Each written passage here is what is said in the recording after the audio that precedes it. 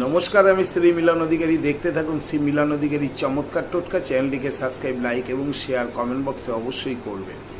তা এই আজকে যে টোটকাটি দিচ্ছি, দেখুন, বিপদ, ঋণ এগুলো হেঁটে বাড়িতে চলে আসে।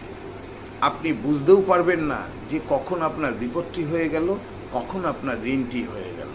কিন্তু আপনার সৌভাগ্য খুলতে অনেকটা সময় হয়। তাই বলবো, শ্রাবণ মাসে আপনি শনিবার করে এই উপায়টি করুন। শনিবার করে আপনি কি করবেন, দেবাদিদেব মহাদেবকে কিছুটা ওই তিল অর্পণ করুন। আর সোমবার করে আপনি দেবাদিদেব মহাদেবকে আপনি কি করবেন, অক্ষত আতপ চাল দিন।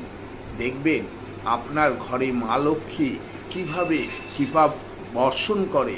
এবং মা লক্ষ্মীকে প্রত্যেক দিন একটু করে সিঁদুর পরিয়ে দিন